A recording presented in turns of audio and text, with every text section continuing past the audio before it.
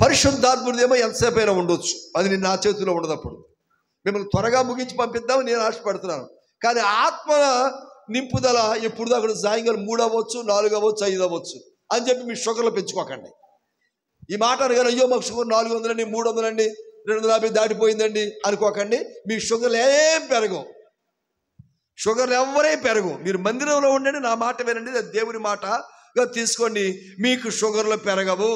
నేనే దానికి సాదృశ్యం, ఉదాహరణ. ఎందుకంటే నాకు ఎంతవరకు షుగర్ లేదు, నేను ఎప్పుడు తింటానో తెలియదు, నాకు అన్నం తిన్నా ఎంత తింటాను, నాకు షుగర్ లేదే. ఒక పూటలు భోంచేయను, ఎందుకు పరిచయం ఉంటాను, ప్రయాణంలో ఉంటాను, ఎక్కడో ఉంటాను, ప్రార్థనలో ఉంటాను, భోంచేయను, నాకు షుగర్ లేదు. బీపీ లేదు, ఎప్పుడు నిద్రపోతాను, ఎప్పుడు లేస్తాను, 2-3 గంటలు పడుకుని నిద్రపోతే ఎక్కువ. మరలా చెప్తున్నాను, నేను ఎక్కువసేపు పడుకోను. బీపీ లేదు, నీరసం లేదు, తిరుగుతూనే ఉన్నాను అలాగా. అవునా? దానికి ఏంటంటే కారణం ఏంటంటే దేవుని మీద ఆధారపడింది ఏమీ ఉండవు. అయ్యో నాకు బీపీ ఉంది, నాకు షుగర్ ఉంది, నీరసం ఉంది అని నీరసంగానే ఉంటారు, అవి పెరుగుతూ ఉంటాయి. వాటి జోలికి వెళ్ళకండి మీరు. అసలు మీరు ఎప్పుడు వాటి జోలికి, ఆకలి వేస్తుంది అనుకుంటేనే ఆకలి వేస్తుంది. మీరు చాలామంది ఆకలి వేస్తున్నాయి గారు అంటారు, ఆకలి అంటే నాకు తెలియదు, ఇప్పటికీ నాకు తెలియదు. ఎప్పుడు కూడా మా అమ్మగారు నాకు అన్నం పెట్టి, అమ్మ పాసమైన అన్నం పెట్టి, అయ్యారు అన్నం భోంచేరా 3 అయిపోయిందంట, అప్పుడే 3 అయిందా అంతే తప్ప చేయడం తప్ప ఏ రోజున ఆకలి వేసింది అనడానికి లేదు నా దగ్గర రికార్డు. ఎందుకంటే ధ్యాస ఉండదు, నాకు భోంచేయాలని ధ్యాస ఉండదు. కానీ పాస్టర్ గారు పిలిచి అయ్యగారు టైం అయిపోయింది భోంచేద్దాం రండి అంటే తప్ప నాకు ఆ భోజనం మీదకి వెళ్ళదు మనసు. కనుక ఆకలి వేస్తే ఉంటుంటే ఆకలి వేస్తుంది, షుగర్ ఉందనుకుంటే షుగర్ ఉంటుంది, బీపీ ఉందంటే బీపీ ఉంటుంది, కడుపు నొప్పి అంటే కడుపు నొప్పి వస్తుంది, జ్వరం అంటే జ్వరం వస్తుంది. పిలుస్తున్నారు మీరు వాటిని, మా రామ్మ నా దగ్గర ఖాళీగా ఉందా అని పిలుస్తున్నారు మీరు, అవి వస్తాయి మీ దగ్గర టెస్ట్ చేస్తున్నాయి. కనుక వాటి జోలికి వెళ్ళకండి మీరు దయచేసి. మనం దేవుని బిడ్డలో, దేవుడు ఎప్పుడు మనకి సంపూర్ణమైన ఆరోగ్యాన్ని దేవుడు ఇస్తున్నాడు. దేవునికి స్తోత్రం, హల్లెలూయా. మీరు ఏంటంటే ఖాళీగా ఉండి ఏం తోచగా ఇదేదో ఉంది ఇదేదో గిల్లి పెట్టుకుంటారు, గిల్లి పెట్టి వచ్చేస్తుంది మీ దగ్గరికి. కనుక చిన్న వాక్యం జ్ఞాపకం చేస్తున్నాం. ఇర్మియా గ్రంథం 50వ అధ్యాయము 40వ వచనం చూద్దాం.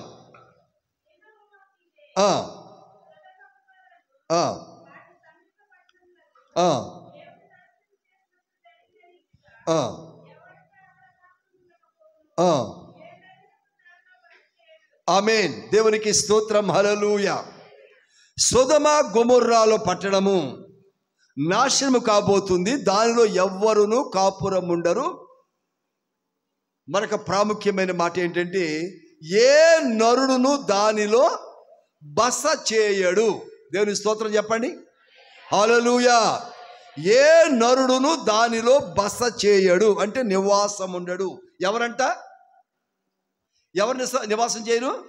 నరులు నివాసం చేయరు. ఎవరా నరులు చెప్పాలా? మనుషులేనా, లేకపోతే దెయ్యాలు, రాక్షసులు, దూతలు? వాళ్ళ నరులు అంటే మనమే. మన గురించే చెప్పిన మాట ఏంటంటే ఏ నరుడును దానిలో బస చేయడు అని చూస్తున్నాం. ఎక్కడంటే సొదొమ గొమొర్రా. సొదొమ గొమొర్రా అంటే పాపమునకు సాదృశ్యము. పాపమునకు సాదృశ్యం అంటే మనుషులు ఎవరు కూడా పాపములో ఉండకూడదు. వారు పురుషులైనా స్త్రీలైనా ఎవరైనా మనుష్యులు అన్నటువంటి వారు అనగా నరులైనటువంటి వారు పాపములో ఉండకూడదు, అది దాని అర్థం. ఎందుకంటే పాపము కాల్చబడుతుంది, పాపము కాల్చబడుతుంది. ఒక నువ్వు పాపములో ఉన్నావు అనుకో, నువ్వేమవుతావు? ఇప్పుడు మంట పెట్టారు, కట్లు ఇవన్నీ వేసి మంట పెట్టారు, బాగా చాలామంది భోగి మంటలు వేస్తారుగా. ఒకవేళ మనం క్రైస్తవులుగా మారకముందు మనం వేస్తాం, కరెక్టే. ఇప్పుడు కూడా మరి మా దగ్గర దొంగను తీసుకెళ్ళదు కూడా ఏంటి అని పిల్లలు మీరు ప్రోత్సహిస్తారు ఎడలో, మన వీధిలోను. అవునా? మీరు కూడా కాసేపు వెళ్ళి కూర్చుంటారుగా, చలిడుతుంది, వంకదే వెళ్తున్నారుగా.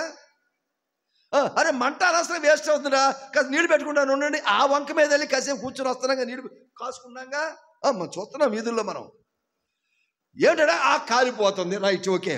ఆ కాలుతున్న మంటల్లో మీరు ఒక వస్తువు ఏదైనా వేస్తారనుకోండి, అదేమవుతుంది? ఇప్పుడు అది కూడా కాలిపోద్ది. పాపము కాల్చబడుతుంది. ఆ పాపములో నువ్వు ఉంటే చెప్పాలి మాట, నువ్వు కూడా కాలిపోతావు. కనుక దేవుడు ఏమంటే ఏ నరుడును అందులో బస చేయడు అంటే చెయ్యకూడదు నా మాటకి అర్థం. ఎవరి నరుడు అని గమనించినప్పుడు ఎవరి నరుడు గమనించినప్పుడు ప్రభు మొట్టమొదటి ఆదికాండంలో నరుడు అనే మాటను వాడారు. అనగా దేవుని చేత నిర్మించబడినటువంటి నరుడు, నరులో నుంచి తీయబడింది నారి అన్నారు కనుక నరుడు అంటున్నారు. అయితే ఏ నరుడయ్యా అంటే మీకు ఒక విషయం చెప్తాను. మీకు నేను ఇప్పుడు మనుష్య కుమారుడిగా యేసుక్రీస్తు ప్రభువు ఈ లోకంలోనికి వచ్చారు. ఆయన అసలైన నరుడు. మనందరం డూప్లికేట్ వాళ్ళం, మనందరం డూప్లికేట్ మనుషులు. ఎందుకంటే మనలో పాపం ఉంది, అవిశ్వాసం ఉంది, భయం ఉంది, పిరికితనం ఉంది, షుగర్ ఉంది, బీపీ ఉంది, నీరసాలు ఉన్నాయి. మనందరం కూడా డూప్లికేట్ మనుషులు. అందుకని ఎన్నో వచ్చేసినాయి మనకి. ఆయన నిజమైన నరుడు. ఆయన ఎందుకు అంటే ఈ నరలోకమునకు ఆయన పంపించబడ్డాడు. మానవ శరీరముతో ఆయన మరియ తల్లి మరియ గర్భమందు పుట్టాడు ఆయన. సో హీఈస్ ద ఒరిజినల్ నరమాతృడు, ఒరిజినల్గా పుట్టినటువంటి వాడు. అయితే ఇక్కడ ఎందుకు వచ్చాడయ్యా అంటే ఈ నరలోకము లేదా మనుష్య లోకము ఆయన కొరకు కేటాయించబడిందంట. చెప్పకూడదు ఒకసారి. దేవునికి స్తోత్రం, హల్లెలూయా. ఎందుకు కేటాయించబడిందయ్యా అంటే కేటాయించబడి అలాట్మెంట్. చూడు, నువ్వు ఈ పని చెయ్యి అంటుంటాగా మనం. మీరు ఇంట్లో వంట చేసినప్పుడు అమ్మాయి ఈ అంటులు తోమెట్టు, ఇళ్ళలో బట్టలకు వస్తాను అనుకుంటాంగా మనం.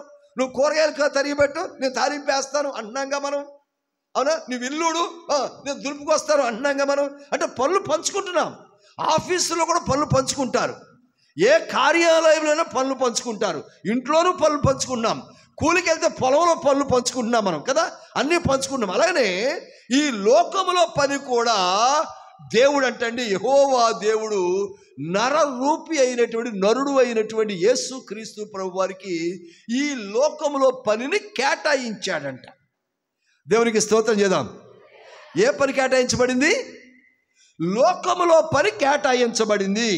ఏ పని అయ్యా ఎక్కడంటే లోకమంతా కూడా ఉన్న మనుష్యులు పాపము చేసి అపరాధముల చేతను పాపముల చేతను చచ్చిన వారై ఉంటుండగా, ఏ మేలు పొందుకోలేని వారై ఉంటుండగా, రక్షణ లేని వారుగా ఉంటూ ఉండగా వారిని బాగు చేసి స్వస్థపరిచి వారి కొరకు రక్తమును చిందించి వారిని కడిగి వారి పాపమంతటిని తీసివేసి ఆ రక్తములో శుద్ధీకరించి వారిని బాగు చేయుట కొరకై ఆ పని నిమిత్తము ఆ డ్యూటీ కొరకు ఆ ఉద్యోగము కొరకు యేసు నరునిగా ఈ లోకంలోకి పంపించబడ్డారు. దేవునికి స్తోత్రం, హల్లెలూయా. ఇప్పుడు అంటున్నాడు, ఇప్పుడు ఈ లోకమంతా కూడా చచ్చుబడిపోయింది. చచ్చుదా మంచిదా ఇది ఈ లోకం చెప్పాలా అనంటాగా, చచ్చుది పుచ్చిది అంటుంటాగా మనం. ఏదైనా వాటాలు వేసుకున్నారు, ఇంట్లో తోటలో వంకాయలు తెచ్చారు, ఇద్దరు ముగ్గురు పంచుకున్నారు అనుకుందాం, చచ్చి పుచ్చి నాకేసి మంచి నువ్వు తీసుకున్నావా అంటారుగా. అంటే లోకమంతా ఏమైపోయింది? చచ్చుది పుచ్చిది అయిపోయింది ఇప్పుడు. అవునా? ఈ చచ్చుది పుచ్చిదని ఇప్పుడు యేసు ప్రభు ఏం చేయాలి? బాగు చేయాలి. బాగు చేసిన తర్వాత దేవుడు ఏం చేస్తాడంటే ఈ లోకములో బాగు అయినటువంటి వారిని, బాగుపడినటువంటి వారిని ఈ లోకములో ఈ చచ్చిన పుచ్చినటువంటి ఈ నరలోకములో దేవుడు వారిని ఉంచడు. దేవుని స్తోత్రం చేద్దాం, హల్లెలూయా.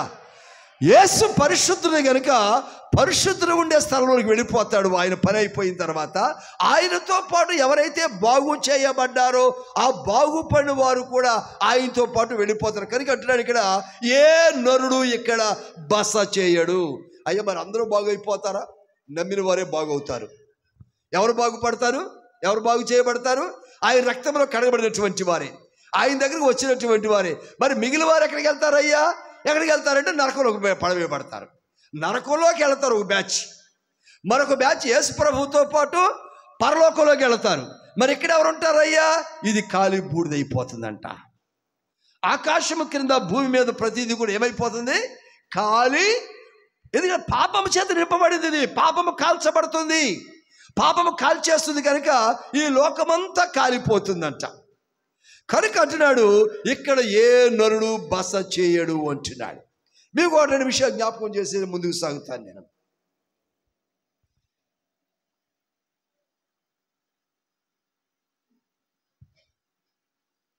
మొదటి రాజుల గ్రంథం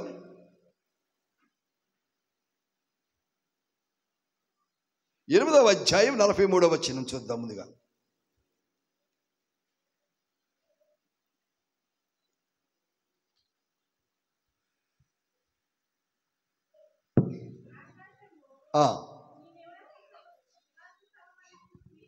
ఎక్కడంట నివాస స్థలము? ఆకాశమనే నివాస స్థలము. దేవునికి స్తోత్ర, మహిమ కలుగును గాక. దేవుని నివాస స్థలం ఏదంట? ఆకాశము. కనుక మన కొరకు ఇక్కడికి కుమారునిగా పంపించబడ్డాడు. అంటే కొంతకాలం డ్యూటీ కొరకు వచ్చాడు ఆయన, ఉద్యోగం చేయడం కోసం వచ్చాడు ఆయన, కూలీ చేసుకోవడానికి వచ్చాడు ఇక్కడికి ఆయన. యేసు ప్రభు వారు ఆకాశం విని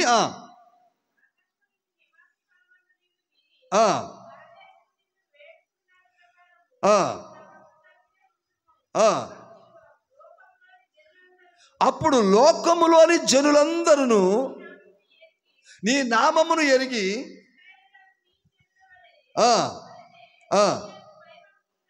నీ యందు భయభక్తులు కలిగి మందిరమునకు నీ పేరు పెట్టబడి వారు నియమించబడిగా దేవుడు చేస్తాడంటే, ఆకాశమందు నివాసం ఉండే ఆ దేవుడు ప్రార్థనను ఆలకించి ఆయన నమ్మినటువంటి వారిని ఆకాశమనే పరలోకమునకు తీసుకువెళ్ళే దేవుడు ఆయన. ఇక్కడ ఎవరిని కూడా ఉంచడు. అర్థమైంది మాట? ఈ లోకంలో ఎవరిని కూడా ఉంచడు. అందుకే నరుడు అందుకే లూకాసు వార్తలో మాట చూద్దాం. లూకాసు వార్త 9వ అధ్యాయం 58వ వచనం చూద్దాం. లూకాసు వార్త 9వ అధ్యాయం 58వ వచనం. అందుకు యేసు నక్కలకు బొరియలను ఆకాశ పక్షులకు నివాసమును కలవు, కానీ మనుష్య కుమారునికి అంటే నరునికి తలవాల్చుకొనకైనను ఇక్కడ స్థలము లేదు. చెప్పకూడదు ఒకసారి. దేవునికి మహిమ కలుగును గాక. ఏమన్నా అంట? ఆకాశ పక్షులకు ఏమున్నాయంట? చెప్పాలి ఏమున్నాయంట? గూళ్ళు ఉన్నాయి. అంటే ఆకాశంలో ఎగిరే పక్షి, ప్రతి పక్షికి ఒక గూడు ఉంది. నేల మీద ఉండే నక్కలు ఒక అసహ్యమైన జంతువు, దాని జిత్తుల మారి నక్క అంటాం మనం. మోసపూరితమైన మనస్తత్వం కలిగినటువంటిది. అటువంటి నక్కకు ఏమున్నాయంట? బొరియలు ఉన్నాయి. అక్కడ పడుకుంటాయి, విశ్రమిస్తాయి. పక్షులు గూళ్ళో విశ్రమిస్తాయి, రెస్ట్ తీసుకుంటాయి. నక్కలు కూడా బొరియలలో, నేల రంధ్రాల్లో రెస్ట్ తీసుకుంటూ ఉంటాయి. అయితే మనుష్య కుమారుడు తలవాల్చుకోడిగను. ఎవరి మనుష్య కుమారుడు అంటే ఎవరు? మరి మనమెవరు? మనుష్య కుమారుడు కానీ యేసయ్య దగ్గరికి వెళ్ళిపోతారు. మరి నువ్వెవరవి? Are you not the child of God? నువ్వు దేవుని బిడ్డవు కాదా? నువ్వు ఎంతసేపు అంటే యేసయ్యని పంపించారు, మన దగ్గర ఉండకూడదు యేసయ్య. అది మన కాన్సెప్ట్ ఏంటంటే, ప్రభు మీది ఈ ఊరు కాదు ప్రభు, మీ ఊరు వెళ్ళిపో ప్రభు ఈ ఇల్లు వద్దు ప్రభు, మా ఇంటికి వెళ్ళిపో ప్రభు. అది మరియమ్మ వెళ్ళినప్పుడు కూడా అదే అన్నారు. మా ఇంట్లోకి స్థలం లేదు అన్నారుగా కంటానికి వచ్చినప్పుడు. ఇప్పటికీ మనం అదే అంటున్నాం. మనుష్య కుమారుడు ఎవరంటే యేసయ్య, అంతే. మనం కాదు. ఇక మనకు వద్దు యేసయ్య, వెళ్ళిపో ప్రభు, వెళ్ళిపో, మా దగ్గర వద్దు ప్రభు. మా ఆటలు సాగం ఇక్కడ. ప్రభు మనతో ఉంటే మన ఆటలు సాగం. మనకు నచ్చినట్టు ఉండలేము, టీవీలు చూడలేము, సినిమాలకి వెళ్ళలేము, త్రాగలేము, జూదం ఆడలేము, అబద్ధాలు ఆడలేము, మోసం ఆడలేము. అందుకని ప్రభు మాకు వద్దు, ఈ సరదాలు ఉండవుగా మనకి. ప్రభు దేవుని కుమారుడు అయితే, నరకుమారుడు అయి ఉంటే, మనుష్య కుమారుడు అయి ఉంటే, ఆయన నమ్మినటువంటి వారు కూడా మనుష్యుని కుమారులే, దేవుని కుమారులే. దేవుని స్తోత్రం చేద్దాం.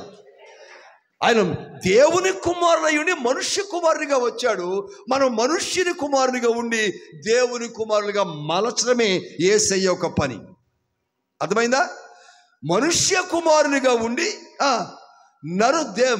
దేవుని కుమారుడు కూడా మనుష్య కుమారునిగా యేసయ్య మన మధ్యలోనికి వచ్చి మనుష్య కుమారులమైన మనల్ని దేవుని కుమారులుగా మలుచుకోవడానికి వస్తున్నాడు ఆయన. అది దేవుని యేసు ప్రభు యొక్క ఉద్యోగం. అందుకే కేటాయించబడ్డాడు ఇక్కడ ఈ లోకంలోనికి ఆయన. కనుక అంటున్నాడు ఆయన, యోహాను సువార్త 1వ అధ్యాయం 14వ వచనం. యోహాను సువార్త 1వ అధ్యాయం 14వ వచనం. ఆ వాక్యము శరీరధారి అయి కృపా సత్య సంపూర్ణుడిగా ఎక్కడంట? ఆ యేసు ప్రభు కృపా సత్య సంపూర్ణుడై, ఆ దైవ కుమారుడు కృపా సత్య సంపూర్ణుడై మనుష్య కుమారునిగా మన మధ్య నివాసం చేయడానికి వచ్చాడ. చప్పట్లు కొడదాం ఆయన దేవునికి స్తోత్రం. హల్లెలూయా. ఇప్పుడు గనక చంద్రబాబు నాయుడు గారు మన దగ్గరికి వచ్చి, అమ్మమ్మమ్మమ్మ మీ ఇంటికి వస్తానమ్మా, నేను మీ ఇంట్లో భోజనం చేస్తానమ్మా, మీ ఇంట్లో మంచి కాఫీ ఇవ్వమంటే ఎంత సంబరపడిపోతారో. ముఖ్యమంత్రి గారు కదా, అవునా?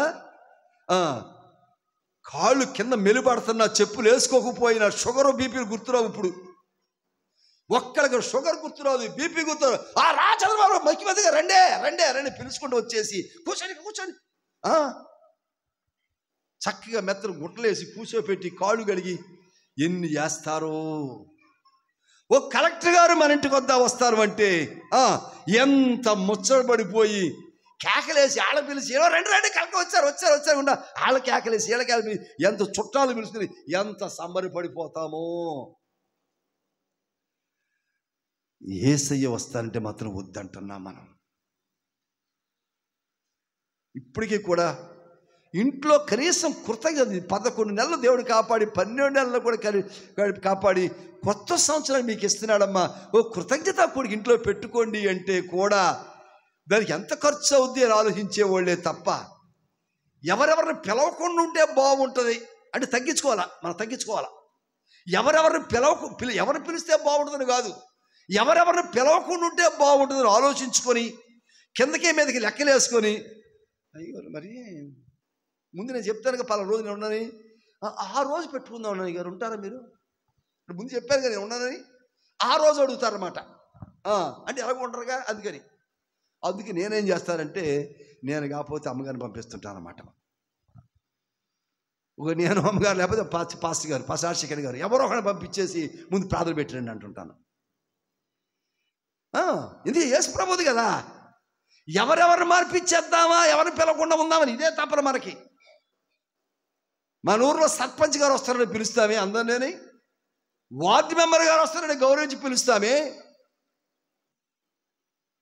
మన ఇంటికి ఇంకెవరో వస్తారంటే అనేక మంది పిలుస్తామే. కానీ ప్రభువు వస్తారంటే అందుకే అన్నాడు, ఆకాశ పక్షులకు గూళ్ళు ఉన్నాయి, నక్కలకు బొరియలు ఉన్నాయి, యేసు ప్రభుకి చోటు లేదు. యేసు ప్రభుకు మనం చోటు ఇవ్వకపోతే మనకు ఇక్కడ చోటు లేదు. అందుకే అన్నాడు, ఏ నరుడు అక్కడ బ్రతకడు అని చెప్పేసి. నువ్వు యేసు ప్రభు నువ్వు చోటు ఇవ్వకపోతే నీకు చోటు ఎక్కడదండి? యేసు ప్రభు నువ్వు చోటు ఇవ్వకపోతే, ఆయన నువ్వు స్థలం ఇవ్వకపోతే నీకు స్థలం ఏది? అందుకే ఎబ్రీ పత్రికలు అంటాడు, 6వ అధ్యాయం అంటాడు, నిలువరమైన పట్టణం మనకిక్కడ లేదు. నిలువరమైన పట్టణం మనకి ఇక్కడ లేదు అమ్మా. అయినా సరే దేవుడు నీకు కొంత జాగా ఇచ్చాడు. 250 గజాలు, 100 గజాలు, 150 గజాలు, 50 గజాలు, 48 గజాలు, దాంట్లో నువ్వు ఇల్లు కట్టుకున్నావు. దేవుడు కృప చూపించాడు. 1 గద, 2 గదుల, రేకుల, స్లాబా, మిద్దె, అవునా, 1 అంతస్తుల, 2 అంతస్తుల, కాంపౌండ్ వాళ్ళు ఉందా లేదు, దాని గేట, ఏది కావాలంటే అది నీ స్తోమతకి తగ్గట్టుగా దేవుడు నీకు అమర్చాడు. కానీ ప్రభు అంటున్నాడు, వాక్యం చెప్తుంది, ఆకాశ పక్షులకు గూళ్ళు ఉన్నాయి, నక్కలకు బొరియలు ఉన్నాయి, నీకు ఇల్లో గూడు ఏదో నీకుంది, దేవునికి మాత్రం స్థలం లేదు. దేవునికి నువ్వు స్థలం ఇవ్వకపోతే, దేవునికి అవకాశం ఇవ్వకపోతే నీకున్న స్థలం కూడా ఉండదు అంటున్నాడు. ఇక్కడ సొదొమ గొమొర్రాలు కాల్చబడుతున్నాయి, ఏ నరుడు కూడా ఇక్కడ బ్రతకనేరడు అంటున్నాడు. కానీ ఈ రోజున ప్రత్యేక బలను చేరే ముందు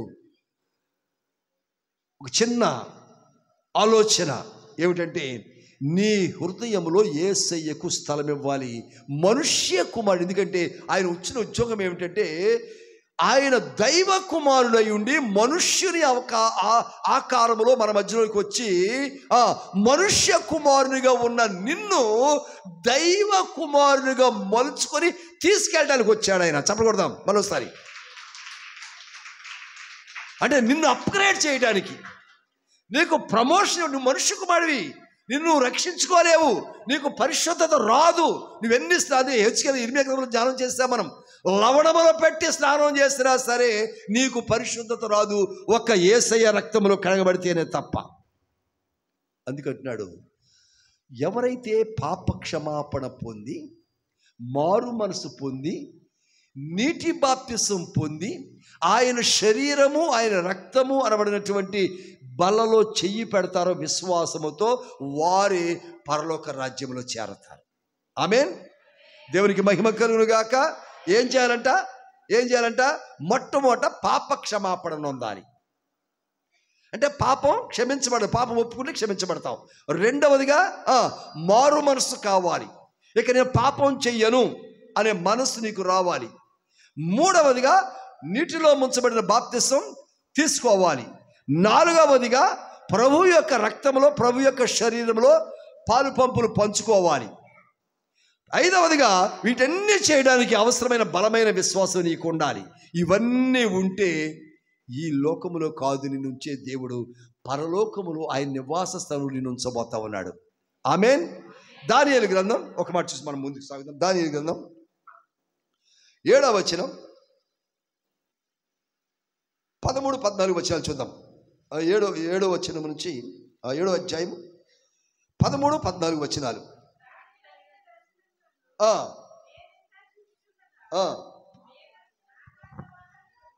ఆకాశవాహన మేఘరుడై ఎవరంట? బాగా విందాం అమ్మ, విందాం. నా మాటలు వినాలి. మీరు మాట్లాడుకోకూడదు. అదే యేసు స్థలం ఇవ్వట్లేదండి. అదే మీరు మాట్లాడుకుంటే వినకపోతే యేసు స్థలం ఇవ్వట్లేదు. మీరు ఇక ఉపయోగం లేదు కదా.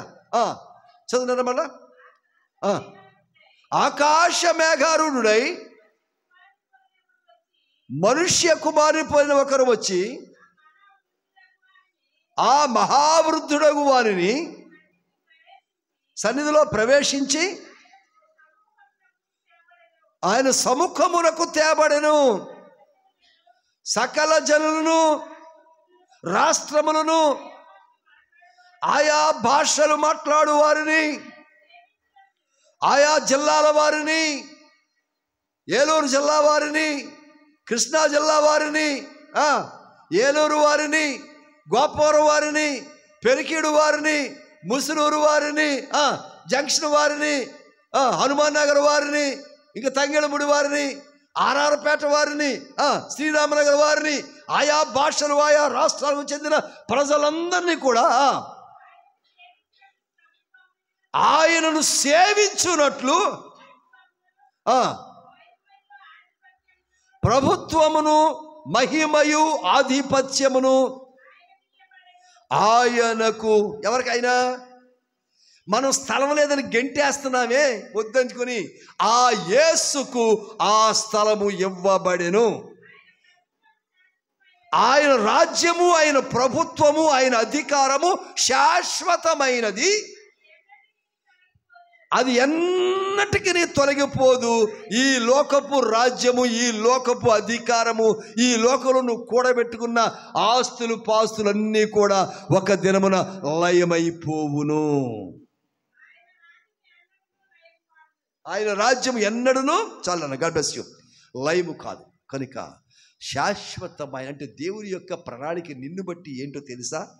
నువ్వేదో అప్పుడే పుట్టి 20, 25, 30, 40, 50, 100 సంవత్సరాలుండి నిర్మూలమైపోయి నశించిపోయి అగ్నికి కాల్చబడి లేకుండా నువ్వు ఉండాలనేది దేవుని యొక్క ఉద్దేశం కాదు. శాశ్వతంగా దేవునితో పాటు ఆయన రాజ్యములో, ఆ నిత్య ఆకాశములో, నిత్య రాజ్యములో శాశ్వతముగా నిత్యము ఉండాలనేది దేవుని యొక్క ప్రణాళిక, దేవుని యొక్క ఉద్దేశము. అందుకు ఆయన దేవుడై ఉండి దైవ కుమారునిగా బయలుదేరి గమనించాలి, ఇక్కడ దైవ కుమారునిగా బయలుదేరి మనుష్య కుమారునిగా లోకంలోనికి వచ్చాడు. గమనించారు ఇక్కడ ఎలా బయలుదేరాడంట? బాగా వినాలి మీరు. ఎలా బయలుదేరాడు? ఆయన దైవ కుమారునిగా బయలుదేరాడు. వచ్చేసరికి ఏమైపోయాడు? లోకంలోకి వచ్చేసరికి ఏమైపోయాడైనా? ఇది మీకు బాగా అర్థం కావాలంటే ఎక్కడి నుంచో ఊరు ప్రయాణం చేస్తున్నారు మీరు. ప్రయాణం కాదా, కొంచెం మంచి బట్టలు వేసుకున్నారు, మంచి చీర, మంచి ప్యాంటు, మంచి కలర్, మంచి డిజైన్ మంచి వేసుకున్నారు. మీరు ఊరు వెళ్తున్నారు. వెళ్తా ఉంటే మధ్యలో వర్షం వచ్చింది, తడిసిపోయారు. బండి మీద వెళ్తుంటే మురికంతా కొట్టేసింది. ఆటో మీద వెళ్తుంటే బురదంతా చిమ్మేసింది. ఈ పక్క నుంచి లారీ వెళ్తే గుంటలో పడి చక్రం, ఆ బురద నీ మీద పడింది. ఇప్పుడు నువ్వు ఎక్కడ చేరుకున్నావు. బయలుదేరినప్పుడు ఎలా ఉన్నావు? చాలా నీట్గా అసలు ఫ్రెష్గా పౌడరు సెంట్లు అన్నీ ఏమేమి రావాలి అన్నీ కొట్టేసుకొని మంచి బట్టలు వేసుకుని బయలుదేరాం. ప్రయాణం ప్రారంభం. చేరుకునేసరికి ఎలాగెళ్ళావు? గుర్తుపట్ట లేకుండా, ఆనువాళ్ళు లేకుండా, మన ఇంట్లో వాళ్ళు ఎవరు నువ్వు అని అడిగి అంతగా మురికెత్తిపోయావు. అంటే ప్రయాణంలో ఏమైంది? మురికి పాలయ్యాము. ప్రభువు అక్కడ బయలుదేరినప్పుడు దైవ కుమారుడే, దైవత్వంతో బయలుదేరాడు. కానీ లోకములోనికి మరియ గర్భము ఉద్భవించడానికి ఏమైపోయాడంటే ఆయన మనం చేసిన పాపములన్నిటిని బట్టి అవన్నీ ఆయనకి ఆపాదించబడి ఆయన మురికితో పాపము చేత నింపబడి మనుష్య కుమారునిగా లోకంలోనికి వచ్చాడు. ఇప్పుడు ఆయన ఏం చేస్తాడంటే ఆయన కడుక్కొని నిన్ను కూడా కడిగి ఆయన నిన్ను మార్పు చేసుకొని ఆయనతో పాటు నిన్ను పరిశుద్ధమైన నీతి వస్త్రాలు ధరింపచేసి ఆయన రాజ్యానికి తీసుకువెళ్ళడానికి చూస్తున్నాడు ఆయన. దేవునికి స్తోత్రం, హల్లెలూయా. అందుకు ఆయన రక్తాన్ని చిందించి వేశారు. అందుకు ఆయన శరీరం అంతటిని మన కొరకు ఆయన నలగొట్టబడి వీపు నాగటి చాలవలె చీల్చబడి ఆయన మన కొరకు ప్రయాసపడ్డారు. ఆయన చేస్తున్న ఉద్యోగములో నీతి ఉన్నది, ఆయన చేస్తున్న ఉద్యోగంలో నిజాయితీ ఉన్నది, ఆయన చేస్తున్న ఉద్యోగంలో నీకు రక్షణ ఉన్నది. నీ కొరకై ఆయన ఉద్యోగంలో శ్రమ పడుతున్న దేవుడు, అందుకే ఆయన కేటాయించబడ్డాడు. మనం ఏం చేస్తున్నామంట? ఇంకా ప్రభువు నాకు దూరపరుస్తున్నాం. కానీ ఈరోజున ఒక్కసారి చిన్న కళ్ళు మూసుకొని ప్రభు బలను చేరుతున్నాం మనం కనుక, ప్రభు నేను ఎన్నటికీ నీ వద్దు కాదు అనకుండా ఈరోజే నాలో జన్మించు ప్రభువా, అయ్యా నువ్వు జన్మించిన కారణము నేను కలిగి ఉన్నట్లుగా కార్యములు జరిగించండి ప్రభువా అని చెప్పేసి మనం ఆయన్ని కోరుకునే వారంగా ఉందాం, వేడుకునే వారంగా ఉందాం. ఆయన చేసిన త్యాగాన్ని జ్ఞాపకం చేసుకుందాం. దైవ కుమారునిగా బయలుదేరి మనుష్య కుమారునిగా మారిపోయి ఆయన మనుష్య కుమారునిగా మనల్ని పట్టుకొని ఆయన మనల్ని దైవ కుమారునిగా చేసి ఆయన కూడా దైవ కుమారుడు అయ్యి ఉండి పరలోకములో ఆయనతో పాటు చేర్చుకోవడానికి ఇష్టపడుతున్నటువంటి రక్షకుడు కనుక ప్రభువా ఎంత గొప్ప కార్యం నా పక్షంగా చేస్తున్నావు ఆయన చెప్పేసి బలలో చేయి పెట్టే ముందు చిన్న ప్రార్థన ఎవరికి వారమే చేసుకుందాం. అందుకు మోకరించండి, దయచేసి విడివిడిగా మోకరించండి, దూరంగా మోకరించండి. పిల్లలు బయటికి వెళ్ళారు సండే స్కూల్కి కనుక